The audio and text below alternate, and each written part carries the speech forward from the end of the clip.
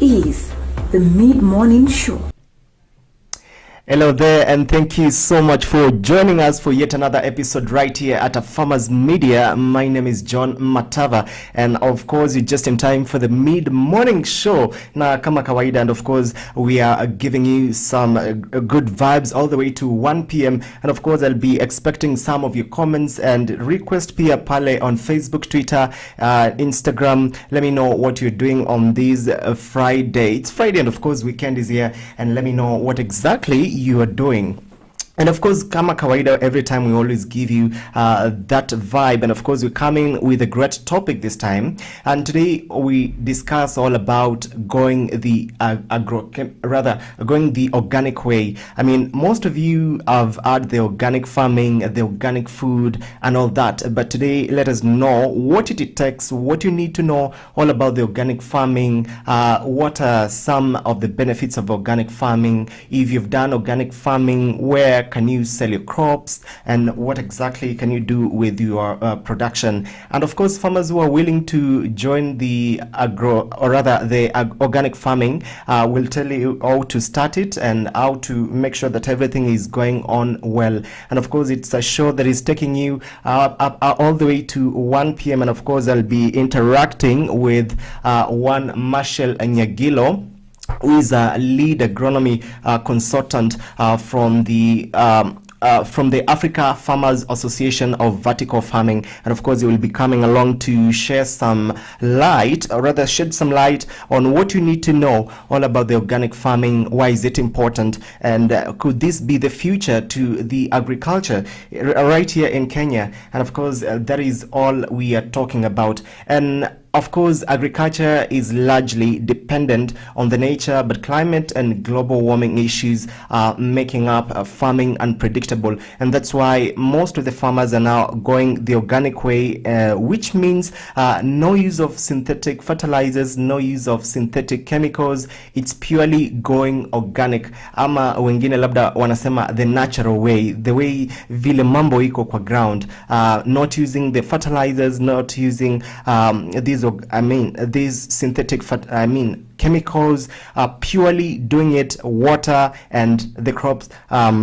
It takes it up all the way to the yielding period. And of course, organic farming is a method that involves growing and nurturing crops without the use of synthetic based fertilizers and pesticides. And organic farming now, it's taking shape in Africa, of course, and it's steadily making up to 35% more profitable than the conventional farming. Now, the certified organic agriculture has become a big business in many places, and now with the larger farms, with larger productions, with the larger farming operations playing a key role in the national and global certified organic food markets. That is all we are talking about today. And of course, be free and very sure to share in your comments your request, what you need to know all about the organic farming. Why is it important? Why you should just get started with organic farming? And of course, we'll be shedding more light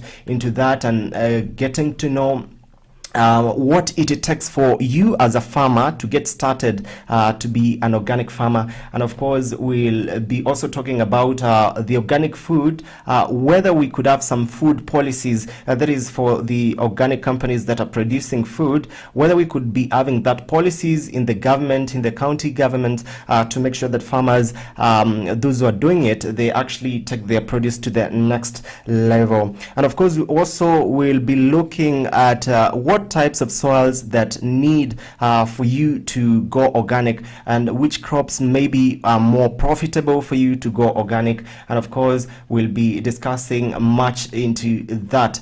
And in as much as we say the organic way, we don't use pesticides, according to a certain research, I understand that maybe there are some approved pesticides that needs to be sprayed on these crops. And of course, those pesticides, of course, course they're maybe made from neem, pyrethrin, and a few synthetic chemicals that are allowed in organic farming. Maybe examples of copper sulfate, alcohols, and chlorine products. And of course, that is all we are talking about now. I'll be expecting your comment from wherever you're watching from. Indeed, this is the mid-morning show with me, John Matava.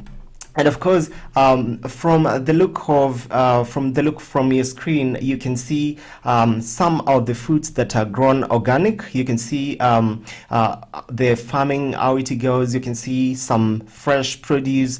You can see some fresh fruits that have been grown organically, and that is meaning that they have no fertilizers, they have no chemicals. It is actually maybe using the water and the normal conditions of the weather and the climate that makes the crop get up to the yield that is desired. And as I told you earlier on the show, I will be having Marshall Nyagilo, who will be giving more insight on that. And of course, he will be joining us via a phone call.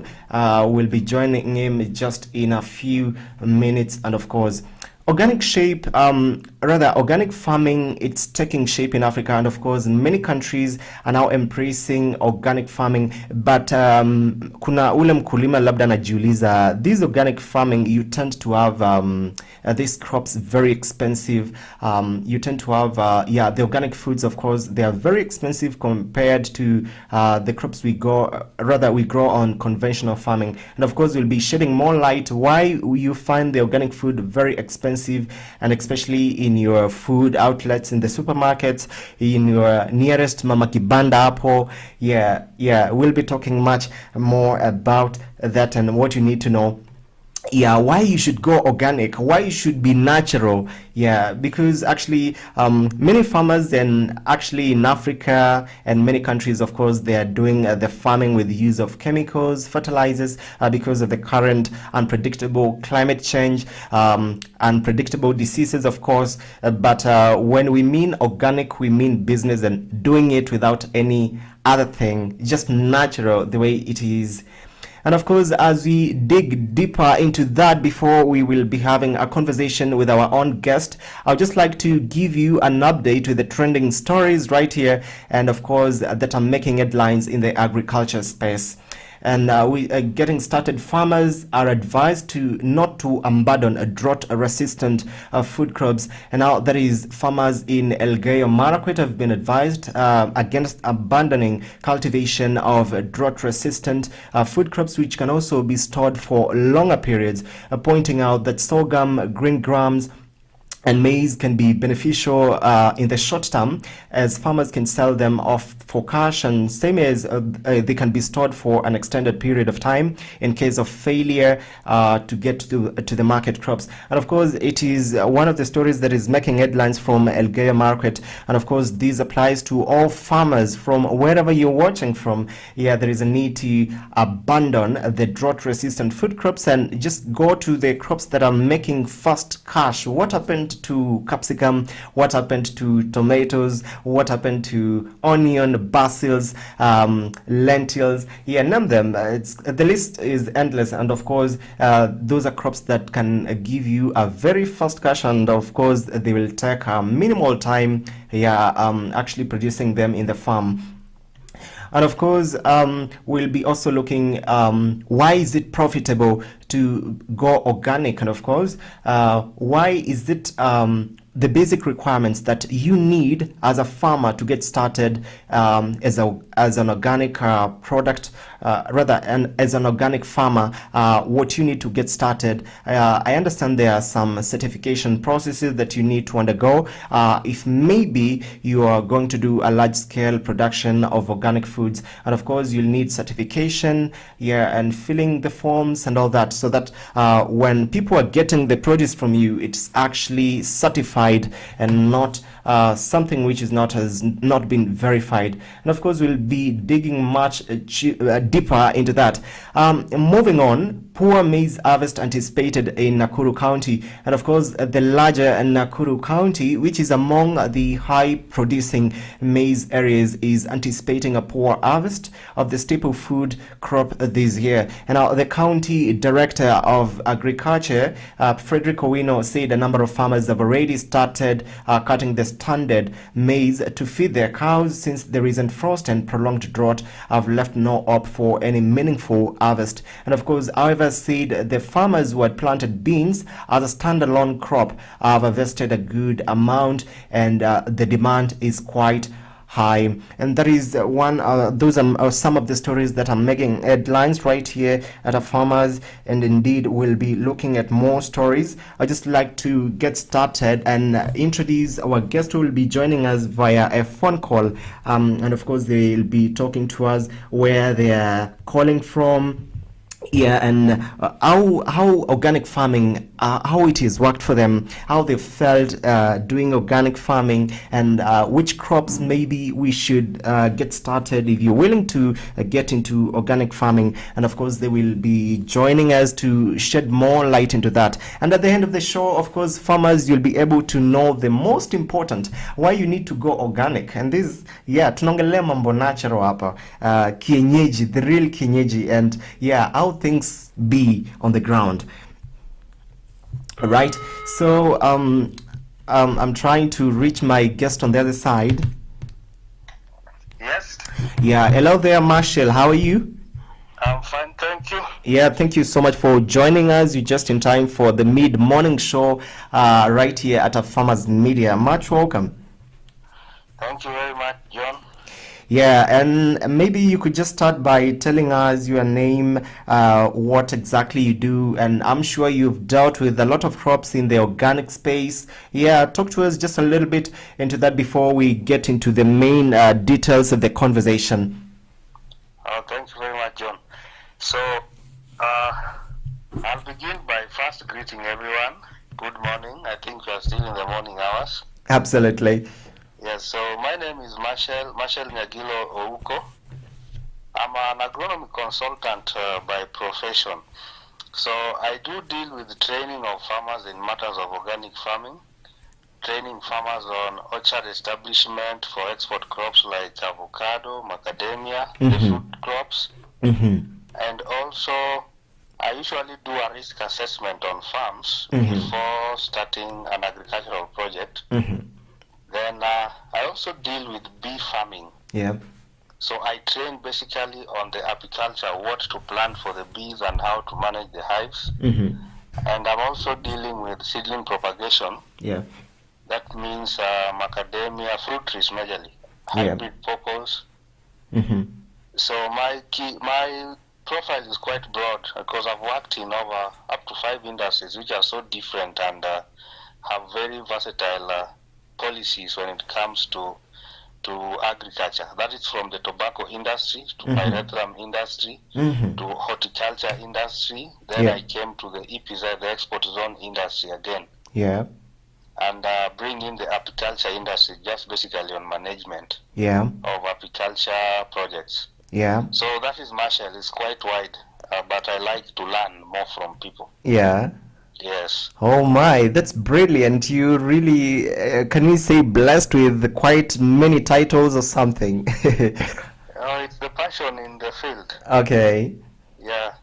Right, thank you so much for that clarification. And of course, today we are talking about going the organic way, the organic farming, the organic food. Yeah, maybe you could just start by telling us, what does it mean? There is a farmer pale, I just hear something to do with organic and all that. Yeah, what does it mean? And all about it. Okay, when you talk about organic farming, actually you've done a very good thing to organize such a show. Yeah, thank you. People just say organic, but what does it really entail to be organically viable or organically certified to produce a product? When you talk organic, that means no chemical use, synthetic. Synthetic, that means like this is something made in the lab. And definitely it has an adverse effect in the environment or even to the consumer if not regulated or done in the right way. So when I talk about I'm an organic farmer, that means my farm does not entertain anything called chemicals. The inorganic chemicals in crop protection when you come even to how I do my waste management, I should be having a recycling system whereby anything post-harvest rejected that cannot stand the standard for either the market or the export zone, it is not going to be dumped somewhere. It's reused back for the purpose of either improving the soil status or safeguarding the health of the environment as a whole. So organic, the word when you are doing organic production, that means you are environmentally cautious on what you are producing in terms of health and conservation. So not everybody knows that when you are doing organic production, you are also thinking about the environment. People just know organic production is like no pesticides, but it's far beyond use of synthetic chemical products. All right. Yeah. That is quite interesting, and I'd see actually guys wanna be learning quite a lot all about the organic farming. Just before we continue, I would just like your thoughts. There is a certain trending story just coming in. Farmers in Elgeyo Marakwet have been advised to against abandoning cultivation of drought-resistant food crops, which can also be stored for longer periods, and pointing out that sorghum, green grams, and maize can be beneficial for the short term, as farmers can sell them off their cash, and the same can be stored for an extended period of time in case of failure to get market for crops. And that is a directory from maybe the county government. What do you say? What's your thoughts on that? Okay, you are saying they are going for the drought-resistant crops. Absolutely. Now, okay, when they do drought-resistant farming, in my own opinion, even based on some of the media posts I do make about farming, is that drought-resistant farming is very, very good, for sure. It's very good. Why? Their post-harvest life is usually quite interesting. Wheat and sorghum, they can withstand something, even to the worst state. And again, remember, when you are doing these drought-resistant crops, they usually have a very long post-harvest life. Yes, that's very advantageous. So it means if we harvest in a season in large quantity, we can store it for another season, or even we do the value addition. Because did you know that sorghum products which have sorghum and millet, tend to have even a higher price in our supermarkets? Absolutely. So on that. So if they are doing drought-resistant crops, I've been to Elgeyo Marakwet, I think 2 years ago on a macadamia project on that region. Definitely that region, if they do drought-resistant crops and they try to be a little bit more innovative, because it's more or less not very dry as in the way they say it's dry. No, not very dry, but it has a very unique feature that even the horticultural crops which are not considered drought-resistant, all that is needed is innovation. Train farmers on something else that is unique so that they can encompass with the original, because drought-resistant crops take quite a duration in the farm. But agriculture is not that about, how do we call it, fighting hunger. No, agriculture is also a business. Making money. So in the situation whereby the farmers are doing their 5-month sorghum or for instance millet, they should be having a crop in between that can work within their environmental conditions and earn them profits despite waiting for the 5-month crop to mature. So in my own opinion, at the county government, where you know what, Mr. John, where we are missing the ingredient into sustainable food production, we tend to go one direction, like it's sorghum for drought-resistant region. But look at Israel. Israel has one of the most advanced environmental conditions, but still they are bringing interesting produce to Africa and the rest of the world. So what I find with our county government system is that we are not really expanding our innovativeness and creativity in farming for the business sector. Yes, but farmers need to be trained because there is limited information. All right, just on that, just before we maybe switch to the next topic, you've seen most of the farmers actually doing these crops. You find mkulima amelima, and then they harvest and store it to to fetch higher prices. So, I mean, this storage and that duration, does it mean that people can go hungry, yet someone is storing some huge sacks somewhere anangoja the prices to fetch up so fast? Very good. Sasa unasikia swali ambalo umeleta. I told you about the business aspect in agriculture. Yeah. That means the farmer only has one product on the line. Yeah. So he's only relying on, okay, now if I hood for some time, I'll have prices rocketing when they need it so that I can maximize on the profit. But if the farmer was having 2 to 3 more crops, which are also high value crops, not necessarily drought resistant, but now agriculture has gone technological, you know? Absolutely. Technology doesn't mean that you have to fly drones in Marakwet. No. No, it's just an innovative way of capturing the climate change catastrophe we are having now. Yeah. Who works best at what time? You get the picture? Yeah. Because the scenario you are bringing in is that we are hooding maize while someone in Marsabit is going hungry. Sure. Now that's where you find food security in Kenya will still be a dream in the pipe. Yeah. So train the farmers on the entrepreneurial part of agriculture so that they have at least 3 to 4 more industry on the inside of the agricultural sector. Even the fruit farming. Yeah. Because when I was training on organic farming in Macadamia and then Elgeyo Marakwet zone. Yeah, and also later you'll be talking to us just about that a little bit. Yeah. Yeah. What I realized is they have a lot of interest. They really have that gist and urge to learn something new that can complement. Because the Elgeyo Marakwet zone is also known for honey production.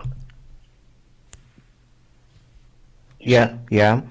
So why is it not being tapped into maximum so that the farmer does not necessarily need to store his maize waiting for higher prices? I mean, his sorghum or millet waiting for higher prices, and someone is going hungry somewhere. Yeah. The problem we are having is the entrepreneurial aspect in agriculture. You find it's only oriented to one crop based on regions. Yeah. Yes, they are more or less. I'm sorry to say this. We are more or less enclosed in one cap direction. Oh yeah. Yes. So if the cap pours out, we are all out. Yeah. Yeah. All right, brilliant. Just before we go on a break and come back and continue discussing all about the organic farming, viewers maybe who are joining us via live and wherever you're watching from, you can be part of this conversation. Pale, Facebook, Twitter, they can share their comments. Now, Marshall, I'd just like your thoughts briefly, just before we go on break. There is a trending story that is coming in. There is a poor maize harvest anticipated in Nakuru County. And now the larger Nakuru County, which is among the high-producing maize areas, is anticipating a poor harvest this time of the staple food crop this year. The county director for agriculture, Frederick Owino, said a number of farmers have already started cutting the standard maize to feed their cows, since the recent frost and prolonged drought have left no hope for the meaningful harvest. However, he has said that farmers maybe who planted beans as a standalone crop have harvested a good amount, and the demand was quite high. What do you think about this? Now maize is getting lost in one of the major stakeholders in the country. Yeah, that's a very interesting news. I also had a peek at it, and I was even thinking of how to respond on it by creating a session with some friends of mine. All right. So you know what brought the challenge is just the climate change. This catastrophe is really playing our way out of the food chain indirectly and slowly, because now Nakuru is the basket for maize, and it's usually producing a lot of maize. Yeah. Things are good. Yeah. But now what are you getting here? Those who did beans did what? Harvested more. Yeah. Now, what does that tell you, John? What does it tell you? That if, for instance, a region is known for beans production, what is the backup plan in case the conditions didn't favor beans for the annual high anticipated production? Like now the weather is behaving, or even pest, Yeah. like the locust. Time when we had the locust causing a lot of trouble in maize production. What is the fallback plan? That's where the agriculture is having a serious headache in this country. What's the fallback plan? We all did maize. Yeah. We've lost maize. So where do we go? Yeah. To other crops, of in our course. systems whereby the agricultural ministry and the key players in those industries, at the county level, I think they need to train farmers on, if A doesn't work, B should be favored. Absolutely. Yes. If B fails, C will come in. You see, when you go to Cumberland, they have very specific type of crops which can challenge even the worst weather. Yeah. Because maize is not known in Cumberland so much, but they do have some interesting kind of beans which can outstand this adverse weather condition. And it's not that beans alone. They still, Cumberland is also one of the best regions for food production. Yeah. So they have not just put their mind on mangoes. They have even gone to like now the yellow passion fruit. They are really trying to promote it in that region. And when they are promoting, they are training the farmers on current advanced methods of producing even in adverse climatic conditions. You get it? Yeah. So they have fallback plans at least. So you can't just grow maize and say, oh, this time we don't have it. What next? Yeah. That's where food insecurity starts. Yeah. Yes. No fallback plan. Yeah. Yeah. Thank you. All right, thank you so much, Marshall. We'll be taking a quick break, and of course we'll be getting back to discuss more all about going the organic way, where they need to get started, what you need to know all about the organic, which crops are more profitable when you get to organic. Marshall will be getting back to you just right after the break. Thank you.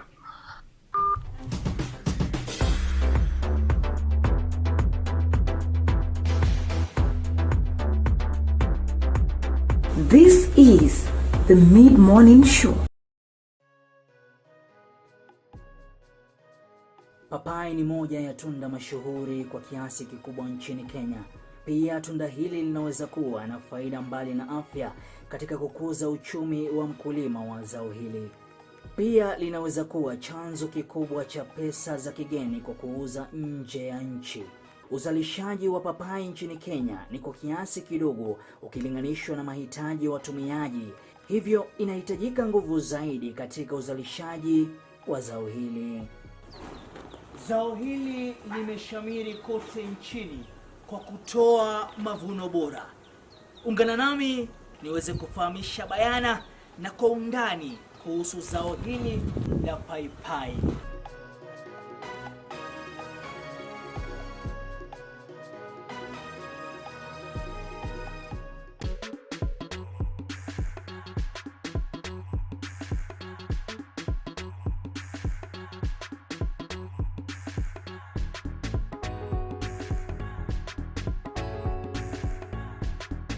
Majina ni Emmanuel Lelei ama Olelei Lelei kwenye Facebook. Mimi nashughulika na drip installation, na hiyo ndio kazi ambayo tunaifanya. Kwanza kabisa ningependa kuwashukuru African Farmers Club kwa huu wakati ambao wameweza kunialika katika ofisi yao. Ningependa kusema ya kwamba venye nimeweza kualikwa mahali hapa, mimi ningesema ya kwamba itakuwa ni ushirikiano ulio mwema baina ya drip irrigation, Takes Up na Africa Farmers Club.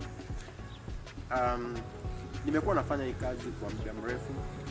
So far niko na 6 years kwa mambo na installation of drip, na kazi yenyewe ni nzuri, ninaipenda. Kitu ambacho ningependa kuwahimiza wananchi, hakuna mtu unaweza ukafanya kitu kama hujaweza kuipenda mwenyewe. So mimi napenda kazi yangu, kazi ambayo naifanya naipenda, na ndio sababu nimeweza kutilia maanani ama nimeweza kuweka kidogo ni kazi ambayo naweza kufanya ya drip installation. So kazi yetu tunaifanya, na leo nimeweza kupata hii nafasi ya kuweza kuwa pamoja na African Farmers Club. So ukitaka kunipata kwenye mtandao Facebook utanipata kama Onelei Emmanuel, ama unipate na Onelei drip irrigation tips hapo. Kwa Gmail utanipata emmanuel.lei@gmail.com, na kwenye YouTube bado utanipata kama irrigation tips hapo. Nambari yangu ya simu kwa wale ambao wanaweza kuwa wanauliza, nambari ya simu ni 0720041484. Ningependa kabisa niweze kuonyesha emitter ni nini na kazi yake na umuhimu wake pia ni nini. Unapoitazama hapa kuna drip line, na utaona ukiangalia kwenye sehemu ya juu kuna sehemu moja iko na hizo shimo ambayo inatoa maji, hiyo tunaita emitters.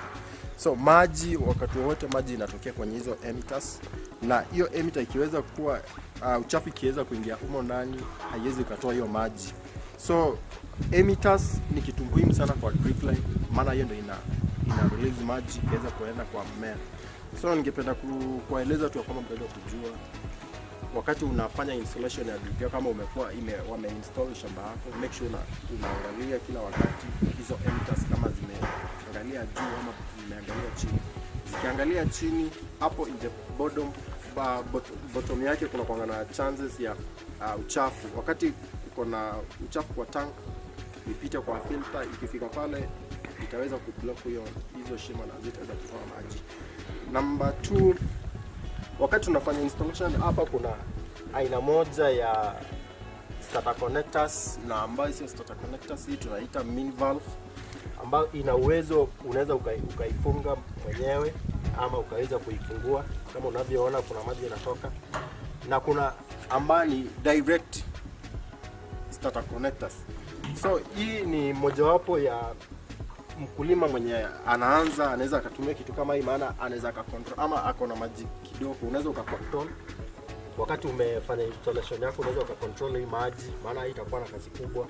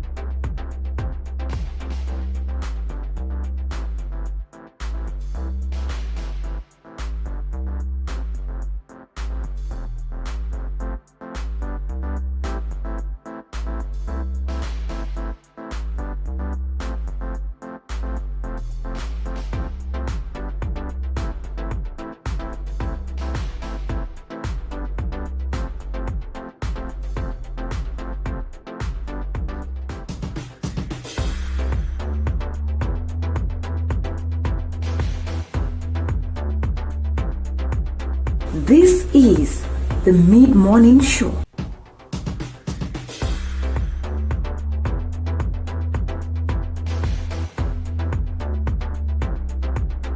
This is the Mid-Morning Show.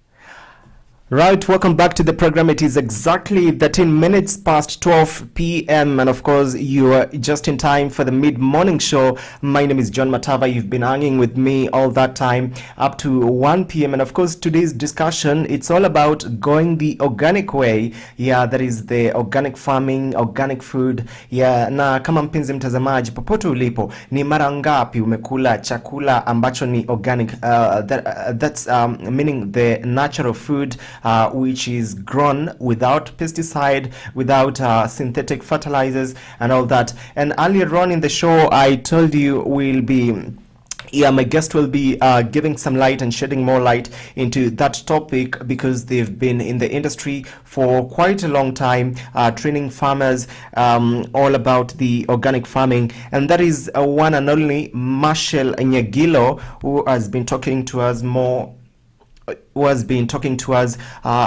about the organic farming. And of course, research indicates that just before we get to the research, from your screen you can see quite a lot of fleshy foods that are really grown organic. You can see quite the capsicum, the tomatoes, the turmeric, the ginger. There is food that is grown organic, but most of the farmers tend to believe that the organic food is more expensive than the foods that are grown with the conventional farming. And that is with quite a lot of reasons that are going to be given to you by Marshall Nyagilo. And of course, it is a discussion that is forming, creating much attention and creating much awareness from different parts of the country, where farmers now really need to move to organic farming, abandon all the fertilizers, going it and doing it the natural way. Yeah, and that's why most of the people like it when it's natural, when it's kienyeji. And of course, we'll be talking more of that. You can see quite a lot of fruits from your screen. Those are grown organically, and you can see the way they really look beautiful. And that's the reason why you as a farmer, you should shy away from pesticides. I'm not trying to make the pesticide companies not to sell, but it is a need. You need to go the natural way. You understand, these chemicals, these fertilizers, they all got some end result that are not good for our health. That's why you are hearing of so many cancer cases, so many diseases that are associated with food. But of course, we believe when we do eat organic way, some of these things we want to reduce and we want to have a good life. Venye mababu zetu walikuwa wanaishi, you could get these natural, what we call them, mboga za kienyeji.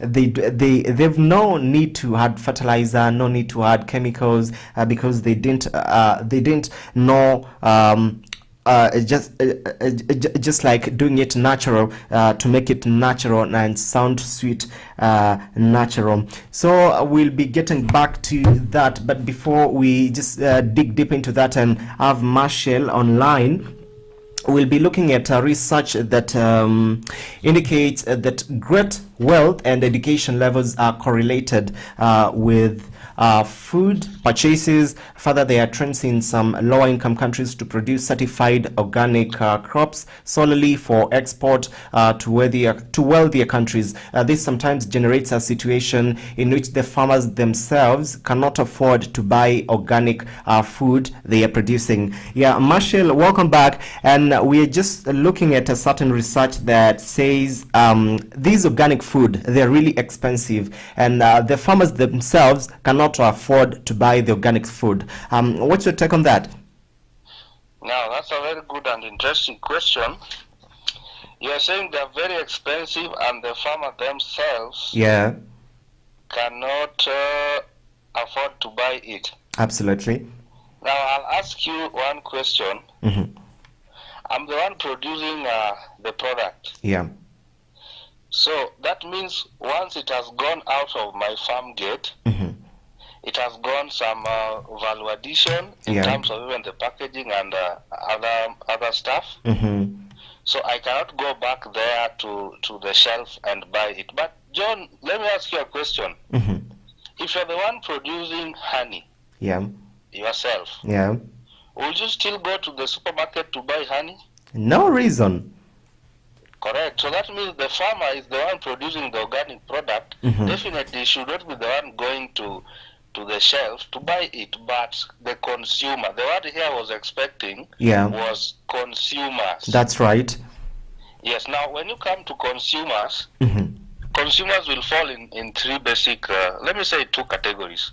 The middle class will try to afford some organic food, but they are too damn expensive. That's a fact.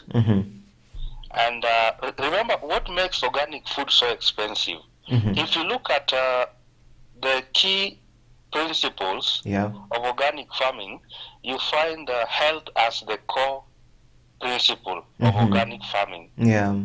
Now, if you look at the current situation we are living in the world of today, we are known to have lifestyle diseases associated with even what we eat.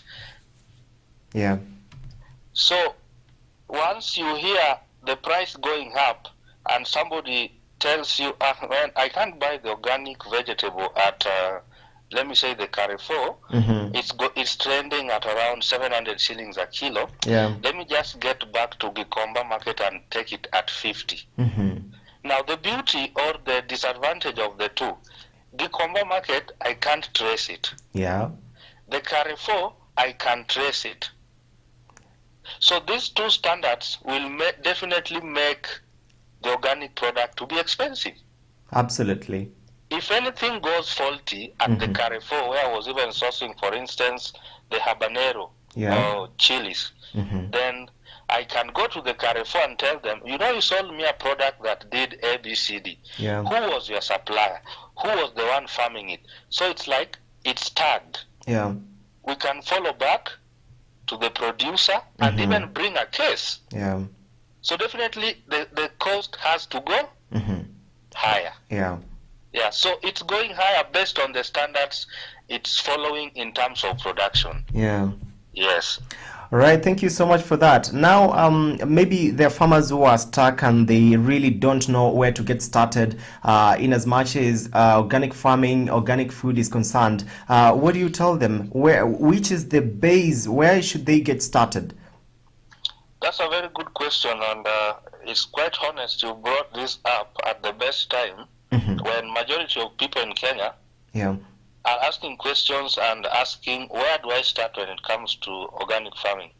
Now, you know, organic farming as a whole, it's a national, it's under the national government, because I'll say agriculture is under the national government, who later devolves it to the county governments. So basically where you should start is on the training. There's an organization that operates under, I think it's under the national government, called the Kenya Organic Agriculture Network. Now, this is where everything starts. This is where the training of the farmers is done. The certification starts here. The farm assessment starts here.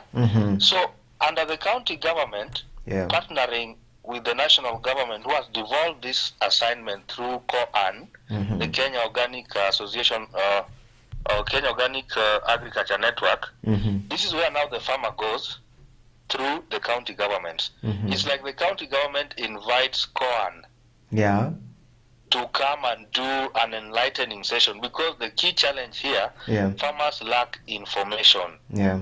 But you cannot come from Elgeyo Marakwet to go to the national government offices of agriculture in Nairobi, while you have the Ministry of Agriculture and Livestock Department in your county. So there is a coordination. Now it depends with the county's agenda on agricultural prospects. You get it? So the aggressive county that is after empowering farmers on organic farming or spearheading development of organic agriculture, they are the ones who bring in the COAN team in their own coordination, empower their community on what is organic farming. That is first training. Once the farmers have a grasp and the picture on that, they will now take them to the steps of, how do I become a member of an organic farming body? Do I pay for the membership? Once I've paid for the membership, is it a renewable membership, annual, not annual. You get the picture? Yeah, sure. So here you will basically be starting at the local level. Yeah. Before you move to international level, whereby you can export your produce Yeah. to the other countries Yeah.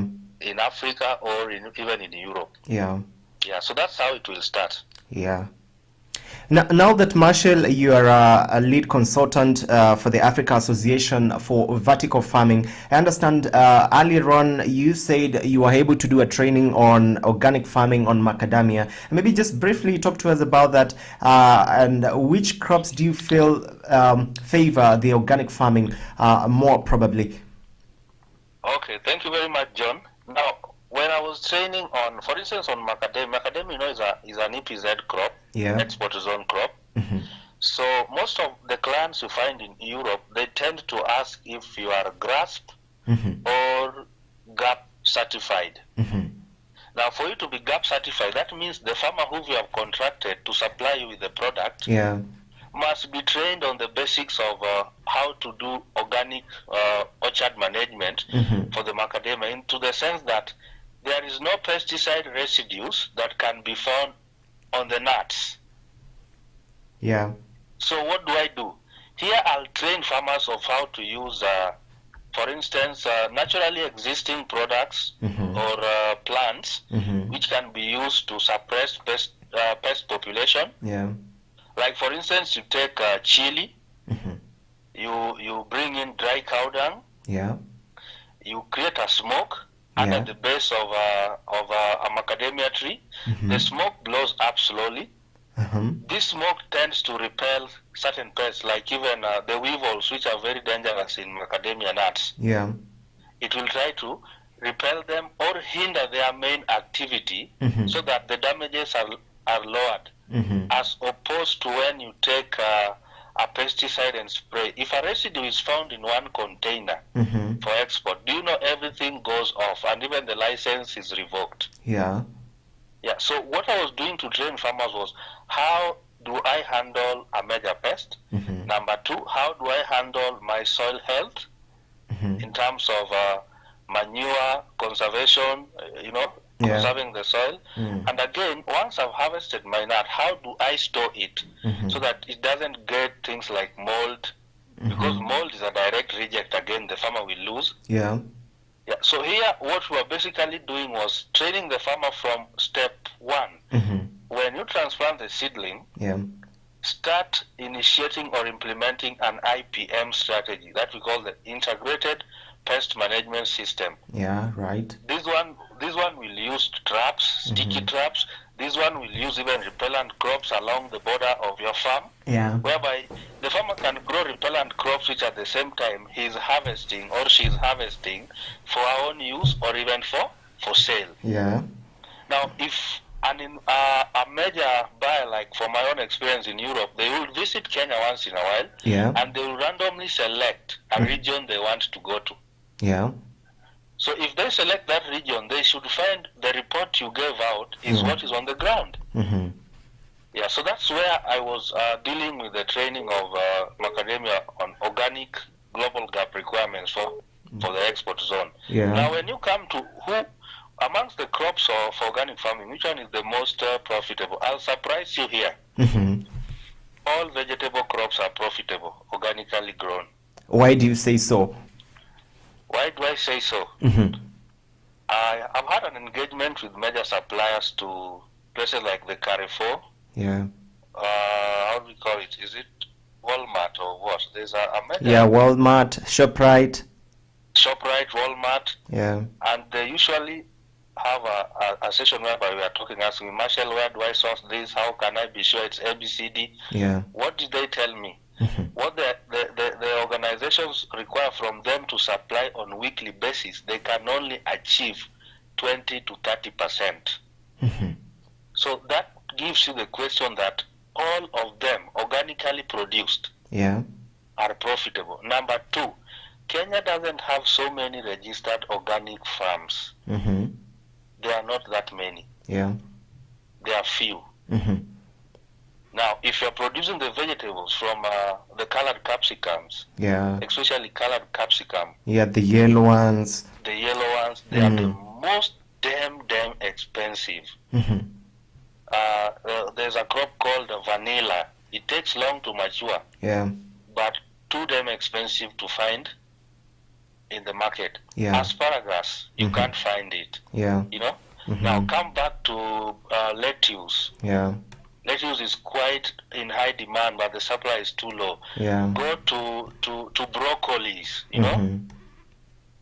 So all vegetable crops, organically grown, Yeah. once you are certified and confirmed, there is no crop that organically, I'll tell you, it's not profitable. One thing you need to know, you have to be a schemer on the season. You know, when is it on highest demand and when is it on lowest demand? You get it? Yeah. Not that it's not profitable. It's you knowing your demand calendar and graph so that you know when to and not when to do it. So you have a rotational calendar for the market, not that the farm alone. Yeah. Right, thank you so much, Marshall, for that. It is exactly 30 minutes past 12 p.m. and of course we are discussing about the organic farming, the organic food, and what you farmers need to do to go the organic way. And now, Marshall, as we continue, what happens to companies that are advocating for safe use of pesticides now that everyone now wants to go the organic way? What happens? That's a very tough question, and it has raised a lot of debate in the agricultural industry. Absolutely. Yeah, because you know the synthetic pesticides are going to have a headache in terms of their marketing. Everybody is saying, "Oh, the residue is too much. They have a lot of them." But generally, chemical food production has caused adverse effects to our natural resources than even anticipated. Yeah. Because now you find the bee sector offers a lot of resource in terms of pollination and other bee activities to crops. Yeah, sure. It's through bees that we can have a genetic diversity of the crop. Wow. But now when you look at the chemical agricultural production, it has threatened the bee. The bee is currently considered a threatened. Actually, it could even be endangered. Yeah, sure. Yeah, it could even be endangered species. For instance, the African wild bee. Yeah. It could be an endangered species due to chemical farming. Now, what happens? A lot of research is being done in this sector to the point that new things are coming up whereby you find something John was just passing along the road is actually more convenient in crop protection than the synthetic chemical product that was initially being sold. Yeah. So most companies are forced to start to do research on organic crop protection devices. Because can I give you a scenario like, you see, the termite is known for damaging most of wood and when you do a construction or even when you want to do farming, termites can really be a bother, especially if you are planting crops in the open field. Yeah. Now, do you remember there's a chemical product that when you apply it in that area, the termites will completely be out. Sure. But there's one problem, John. There is another bee species that resides in the termite and the termite nest. It's a stingless variety. Yeah. Did you know that this stingless variety, with the current situation we are heading into, could be the substitute for the African wild bee who is endangered? What? Did you know about that? No, absolutely didn't know about that. Yeah, so when you talk about the companies doing chemical production, so far their market is going down each single minute. Yeah. Even myself, I do production of crops in the hydroponic sector. Yeah. I rarely have a situation where I'll go and buy a pesticide or a chemical product. Now, these chemicals are in broad categories or groups. Yeah. Group 1, Group 2, Group 3, Group 4. But there is a specific ingredient in in the chemical products that was banned from the market. Now, like you find neonicotinoids, it's a subspecies of chemicals also used in farming. We are at a position whereby they are a little bit limited in production of food. So that means the industry of chemical production is again going back to the board to rethink what product can be used which cannot have an adverse effect on the ecological aspect of the soil. Because when you come to organic farming, ecology is a must. Ecological balance. That means something is not below or too high. We are at an equilibrium. Now that will mean even the natural insects, they are not that adversely affected. So organic farming has a positive side in terms of health, but on the industry side, it's affecting the chemical production industries. Yes. So that's a big challenge. For sure. All right, thank you so much for really shedding some light onto that.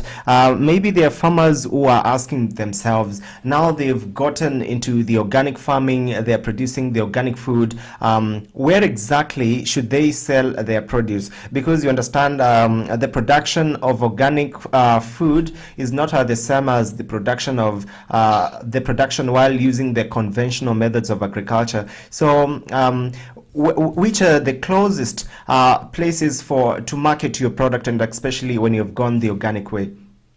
Okay, once you are headed for organic production, there are some key factors to put in consideration. Before I even start producing organic farming, I would have known what it is. That means some training has been done. Number two, I will be having a license.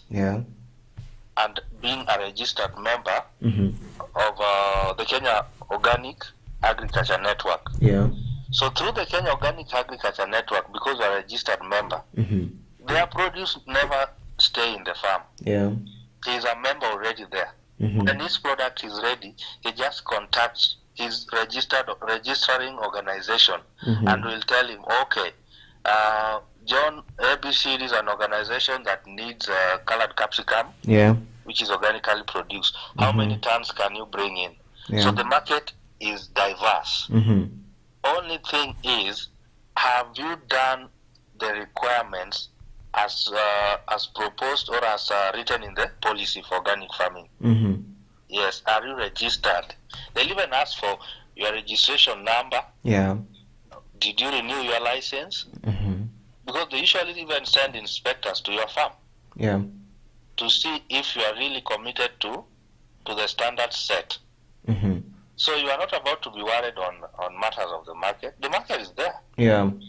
Local, before you even go international. International is far much even broader. Yes. The conditions are what are usually sometimes challenging the local farmers. So what I usually advise is like, John is producing organically, and his produce, he can produce maybe 500 kilos in a week. But the market that is out there needs like 1 ton a week. That's an example. So in most cases, what is advised is farmers congregate as a unit. They form one branch or one organization that collects everything from them and then gives it to the main client. So they operate under one license. Yes. All right. Now, there is something which is actually just complicating a little bit. In as much as we are trying to go organic, I understand that there are some of the pesticides, however, are approved to use in the organic farming. Maybe Marshall, you could talk to us about this and what exactly entails all this. Okay, so when you come, that's a very good topic, brother, and very broad. But because I told you that pesticides are in groups, and I think if you remember some years back, there was a major pesticide known as Dimethoate. Yeah, sure. Do you remember dimethoate? Yeah, I remember the method. Yeah, dimethoate was actually called out of the market, and it's no longer available. Mm-hmm. Now, why did it go out? Mm-hmm. The pesticide had some adverse effects in terms of even on humans. Toxicity was quite high. Yeah, even to humans. Now, the pesticide belong to the group of organophosphates. mm-hmm. Now, organophosphates are one of the most, let me say, toxic chemicals Yeah. so far used that were used in farming. Mm-hmm. So you are saying there is a group that is allowed. Now, for this group to be allowed, they have done a lot of research in terms of their toxicity and adverse reactions in the soil. So one, Mm-hmm. we have pyrethroids. Those are the major ones which are allowed. Yeah. Pyrethroids originate from the pyrethrum itself. Mm-hmm. But when you come to neonicotinoids, and there's another one called This copper. organophosphates, Mm-hmm. they are usually not allowed in organic farming. Yeah. It must come from, what's the word? From a natural product, like pyrethrum, pyrethrin. You get it? Yeah, the neem. Yes, the neem oils. Mm-hmm. Those categories are allowed because they have already done research and they have found that they don't have that toxicity to the level that it can harm the environment or even the consumer, that is me and you who is buying the produce. Yeah. Now, leave alone the neem. And then if you go to, there's another plant product, a natural plant called Chitonya. Now, Chitonya diversifolia, you will find it how do you call it, along the roadsides. I think very well if I share a picture with you, maybe you'll go and look at it and you'll be surprised. Yeah. That product, if you take its flowers, crush, soak in water, and soak in water for let me say 24 hours, and bring in some chili, drop inside.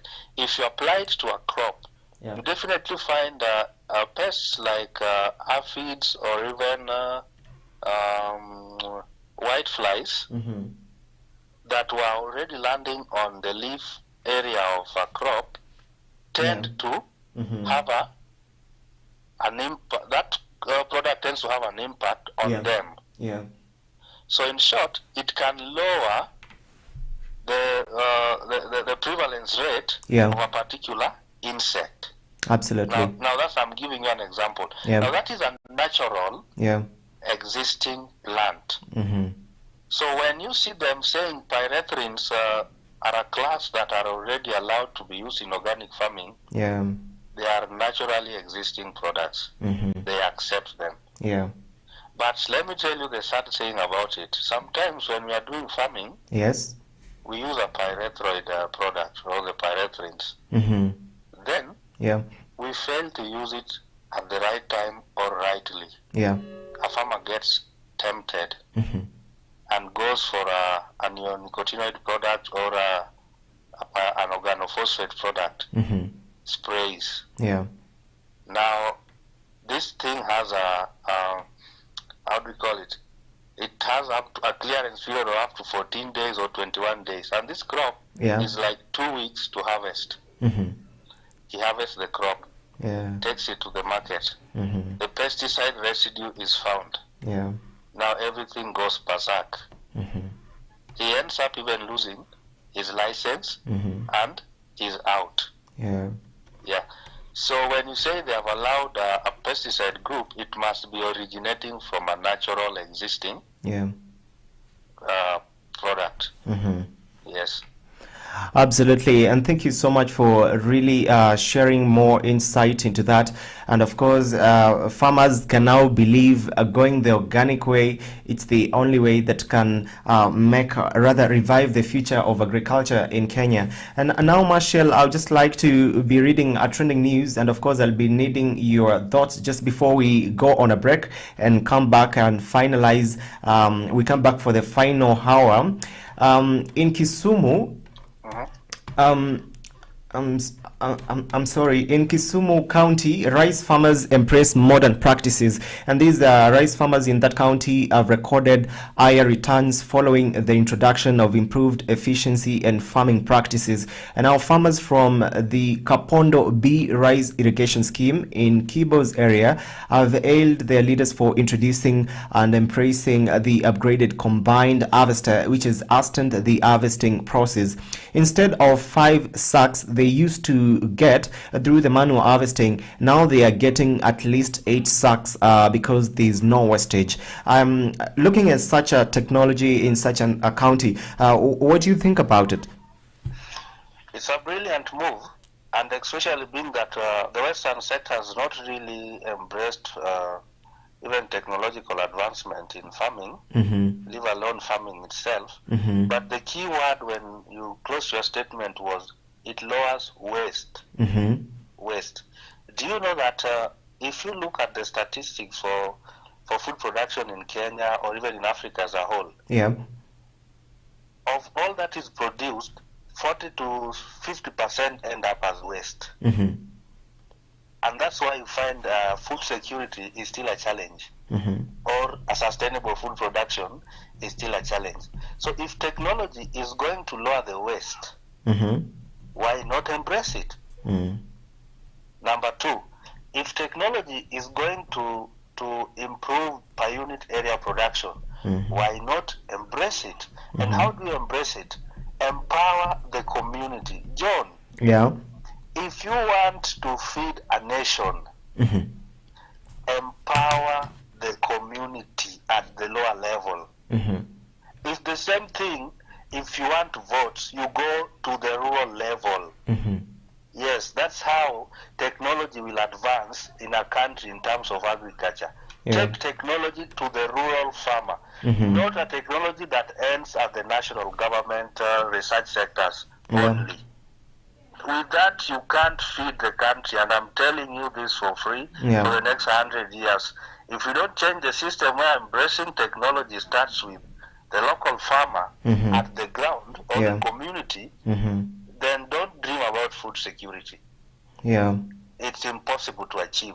So technology has a big input in terms of even lowering production cost if it's done in the right way. If it's done the wrong way, it turns out to be more costly. Yes. So first, empower the community at the lower level, like the rice sector. If you go check Philippines, let me say Asia, leave alone Philippines. Asia, in terms of rice production, there's everything there is outstanding.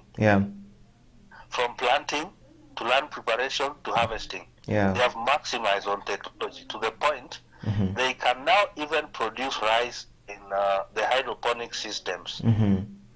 You see, that's already advanced. That's brilliant. So that means they have a fallback plan. If there is flooding, when we have flooding, for instance, how do we produce rice? Do we stop producing rice? No. They don't. Yes. So technology has to be embraced by taking it to the rural level. Then you'll feed the future. Thank you, John. All right, thank you so much, Marshall. And that is 47 minutes just past 12 p.m. And of course, we're discussing this very issue all about organic farming. And that is Marshall Nyagilo, the agronomy consultant, Africa Association for Vertical Farming. We are taking a quick break right here at Afarmers Media. And of course, when we get back, we'll be looking at what are some of the challenges that farmers will encounter if organic farming becomes the future of the agriculture. And of course, we'll be coming with more details and more trending stories just right after the break.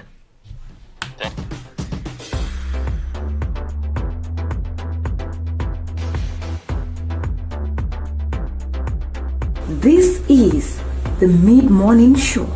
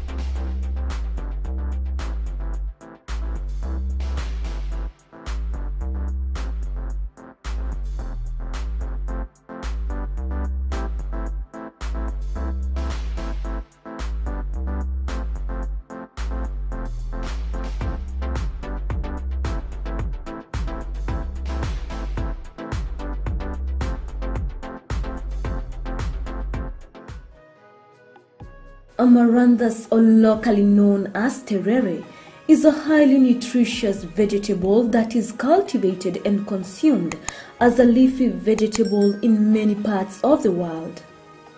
It's easy to grow, matures fast, as it takes an incredible shorter period than most traditional crops.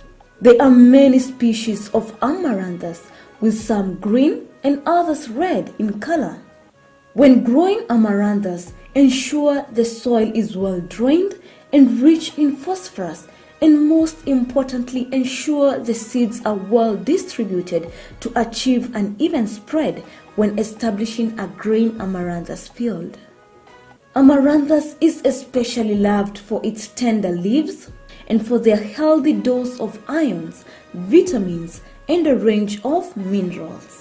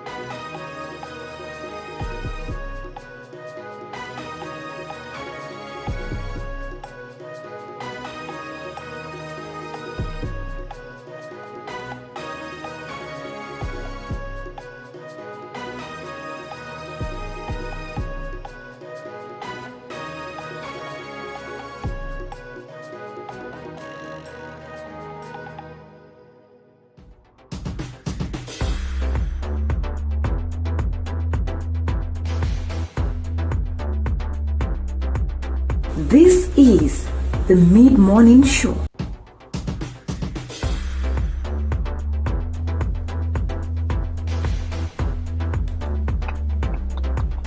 This is the Mid-Morning Show. All right, welcome back to the program. It is exactly 9 minutes to the top of the hour, 1 p.m. And of course, this is the mid-morning show with me, John Matava. And today we are discussing all about organic farming, organic food, with our very own guest, Marshall Nyagilo, who is the lead consultant in the agronomy consultant for the Africa Association of Vertical Farming. And now back to our discussion. Marshall, you were talking something to do with food wastage, and the other day we had a very heated debate right in studio, looking at who is wasting food, like who is responsible for food wastage. Is it the overhype of some farmers, overhype of some crops? Is it lack of information by farmers, or is it ignorance by farmers? What do you say? Thank you very much, John.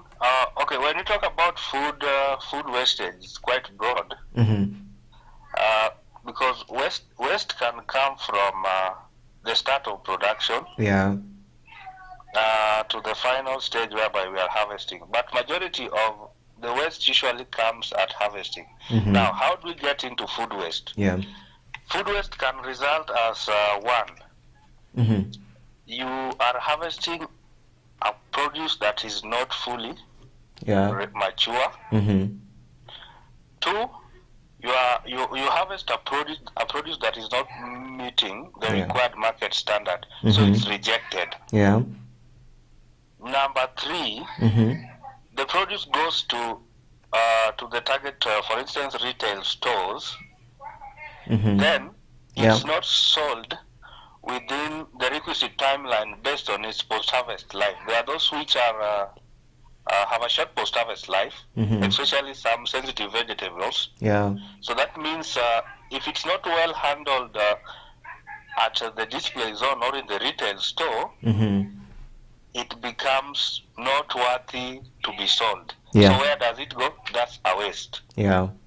Number 3, I think number 4, in the course of transportation, Yeah.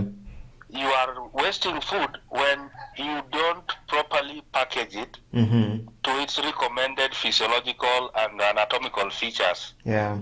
Yeah, you find some foods like the colored capsicum.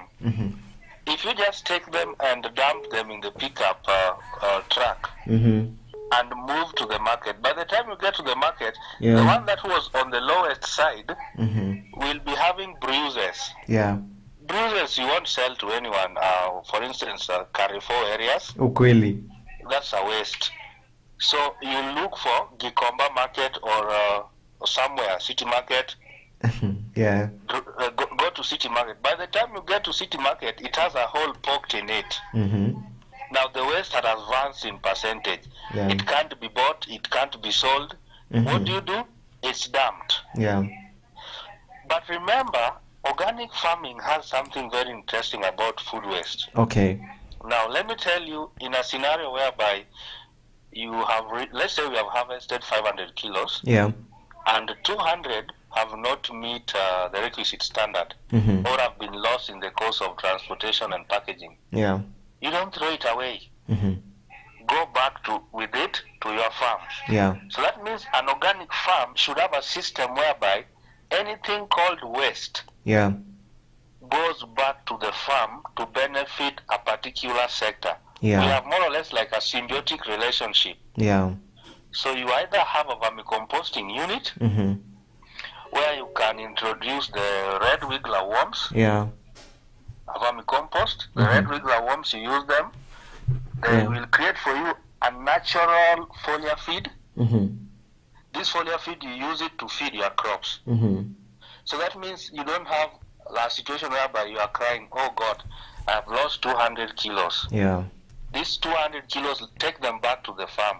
Have a vermicompost unit. Yeah. Use it back to your planting media, like now the soil farming, you know? Yeah. Create your own foliar feeds from the waste Yeah. through vermicomposting using red wiggler worms. Yeah. Now that means when you have your own foliar which you directly drench in the soil, that means even your cost of production is going down through you having an innovative approach, because that's what organic farming is all about. So the waste is tackled Yeah. in organic farming, because that's also an objective in organic farming, lowering waste. Yeah. Yes. All right, thank you so much, Marshall, for that. And of course, we are wrapping it up because time is not on our side. I would just like to give you like 2 minutes, talk to the farmers maybe who are thinking about going organic. What do you tell them today? And maybe which are some of the possible challenges they are going to meet through the way? Okay, thank you very much, John. And to farmers who are enthusiasts in organic farming or have a future prospect to get into organic farming, what I'll tell you is take your time, do some research of your own, have the relevant information at your fingertips, and follow protocol for you to be a certified. Right, I'm very sorry. Actually, just due to technical errors, we just lost him. But of course, we'll be getting back to him. We were talking all about organic farming and going the organic way, and it's really an important topic. You, as farmer, you need to embrace.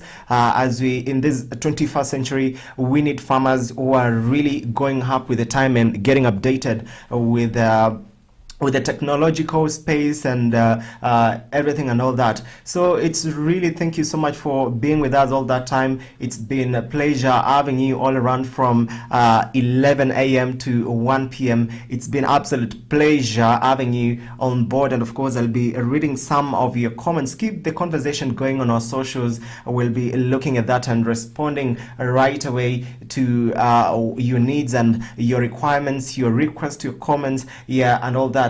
And now, since organic farming, it's purely a no use of synthetic chemicals, of course farmers are able to realize that organic farming will be more benefit when they embrace it and they be able to do something which they've not been doing before. You understand that more farms are up to date. They are using so many chemicals. They are using fertilizers that are made from artificially made. That is it.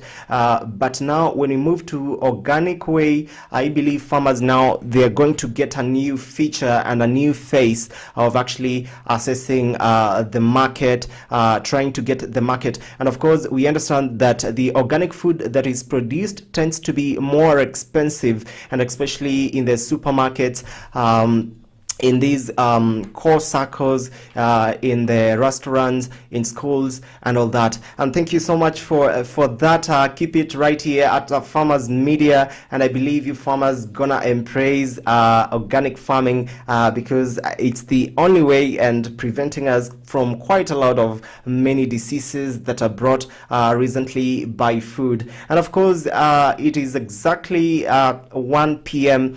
Be sure to catch up with Jackie Moore for the evening drive, that is at 3 p.m. to 5 p.m. And of course, kesho asubuhi usisahau to catch up with a breakfast show host known as Yali, as he texts you from I'm sorry, yeah, tomorrow is on a Saturday, and of course be sure that uingie shambani, yeah, just do something constructive, and you can be with us on Monday just from the breakfast show and the midday show. I see you soon, same place, same time, and my name is John Matava. Please have a fantastic Saturday and the weekend as well.